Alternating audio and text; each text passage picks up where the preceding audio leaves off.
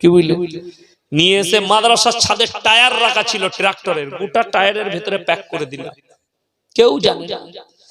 সকালবেলায় মাদ্রাসায় চলে এসেছে কারি সাহেবের কাছে, কারি ইসমাইল বিসমিল্লাহ, আরে तमे बच्चों ने मारू आम चुरा ली, बोले सू खाऊं छी, बोले बुलान, बोले बंगाली ने बुलाओ, আমি গেলাম, बोले आ बंगाली छे, हाँ बोलो, আমাকে বললে तुमने गया था, हमने जी कल मैं एक आम मांगा था लेकिन उन्होंने नहीं दिया, तो बोला कि तूने चुराया रात को, हजरत हम रात को कैसे निकाले, सीसी कैमरा देख लीजिए, किंतु আমি আলাদা মাল ছিলাম তো सीसी कैमरा सामने दिखे, আমি পেছনে পাইপ ধরে নেমেছি,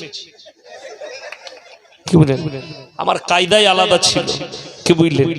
এখনো আল্লাহর কাছে কাঁদি, আল্লাহ আমি কেমন, পুরনো ফটো যদি কেউ কি দিই কেউ বিশ্বাসই করবে না, রাখা আছে, কি বুঝলেন, কেউ বিশ্বাস করবে না এটা সেই ইয়াসিন।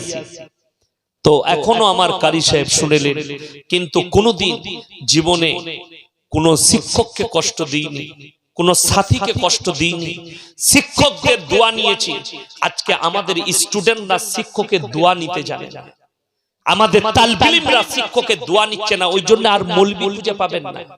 আমি আমার জীবনে যা খিদমত করেছি, খিদমতে খোদা মিলে রাহাতে জিন্দেগি, আমি প্রত্যেক বৃহস্পতিবার রাতের বেলায় 10 থেকে 15টা শিক্ষকের সমস্ত এক সপ্তাহ জামাগুলো কেচে মেলতাম।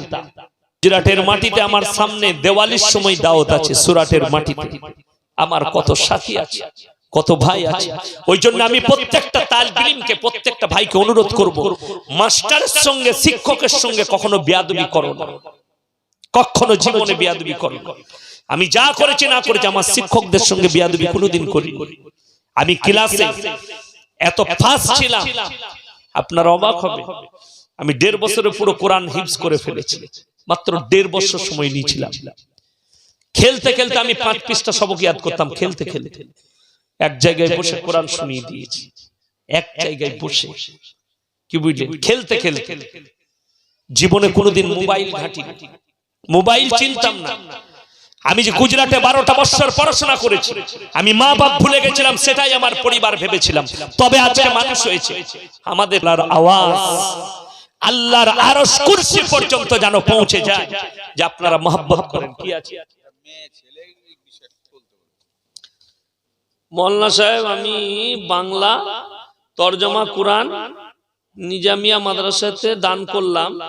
মোল্লা সাহেব এই কোরআনের মধ্য থেকে কিছু প্রশ্ন উত্তর জানতে চাই, দয়া করে প্রশ্নগুলি হলো, সূরা বাকারা আয়াত নম্বর 187-তে রোজা ইফতারের কথা বলা হয়েছে, সে ভাবে আমরা রোজা ইফতার করি না কেন, একটু বুঝিয়ে বলে দিতেন যদি।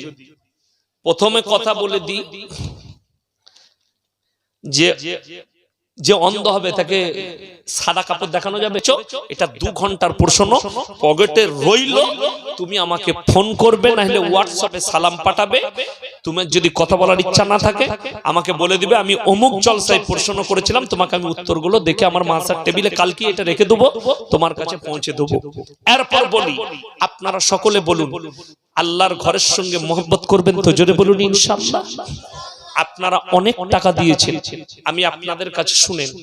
আর একটা কথা বলি, আমি অনুরোধ করে বলছি, আমাকে যারা দাওয়াত দিবেন, আশা করি আমি আর এসব এলাকায় দাওয়াত নিতে পারবো না, কষ্টকর। কেন বলে দিই, আমার বায়ান, দেখেন আমার মন ভরল না আপনাদেরকে বায়ান শুনি।